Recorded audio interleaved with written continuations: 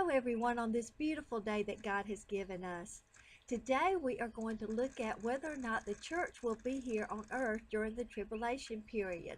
Now a lot of people believe we won't be here, and they use Revelation 3:10 as one of the reasons that they believe this. Revelation 3:10 is part of the letter that was sent to the Church of Philadelphia in Revelation. And I will be doing another video soon, probably next week, concerning Revelation 3:10. But today we are going to be looking at one of the other churches that a letter was sent to, and that is the Church of Thyatira. Now, this church was also a New Testament church under the New Covenant, just like the Church of Philadelphia was, and just like our churches are today. And let's see what they were told in their letter. Let's look at Revelation 2:26.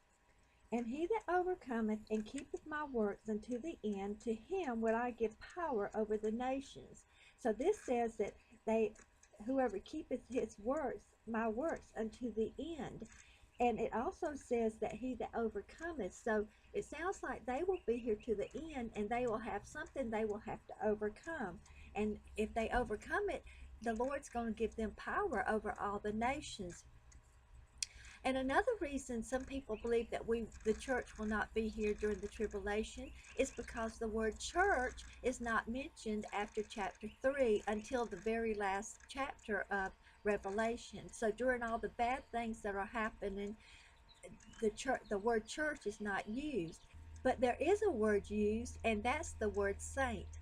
Now in the early church, the early Christians were called saints. I know we don't like to be called saints today, but they were in the early church.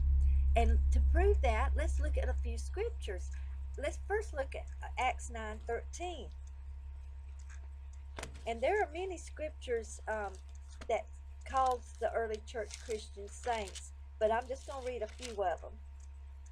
Acts 9:13. Then Ananias answered, Lord, I have heard by many of this man how much evil he hath done to thy saints at Jerusalem. So this is Ananias speaking. He's the one that after Paul's conversion on the road of Damascus, that he went to a town, and the Lord told this man named Ananias to go talk to Paul, but he was somewhat fearful because he had heard that he had killed the saints. So he called the early Christian saints. Now let's look at Romans 1:7.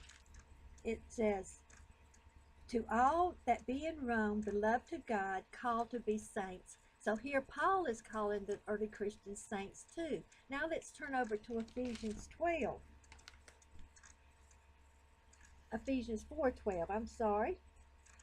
For the perfecting of the saints. And then we have Philippians 4:22.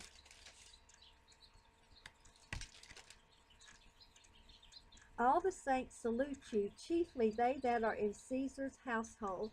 So all the Christians in Caesar's household was also called saints. Now let's turn over to Revelation 13:7, and see where saints are mentioned right in the midst of the tribulation. Revelation 13:7. And it was given unto him to make war with the saints, and to overcome them. So this is right after the first beast is introduced, and it's given power for him to make war with the saints. Now look in verse 10 of that same chapter. He that leadeth into captivity shall go into captivity, and he that killeth with the sword must be killed with the sword. Here is the patience and the faith of the saints. And that's also said in chapter 14, verse 12. It talks about, here is the patience of the saints. So we see that saints are mentioned right in the midst of the tribulation.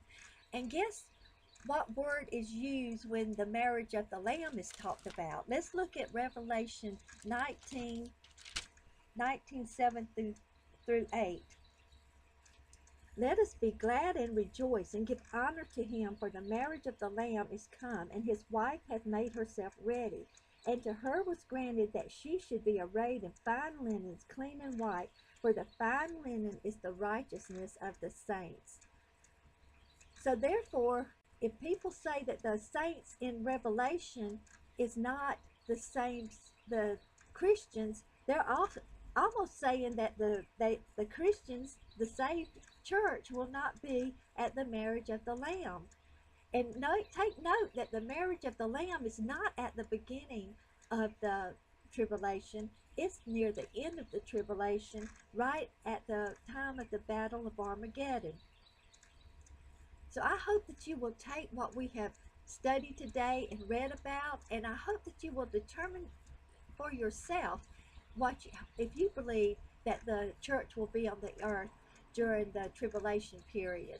And like I said, I'll be doing another video on Revelation 3:10 probably next week, and plus soon I'll be doing a video on the marriage of the Lamb and the marriage supper of the Lamb.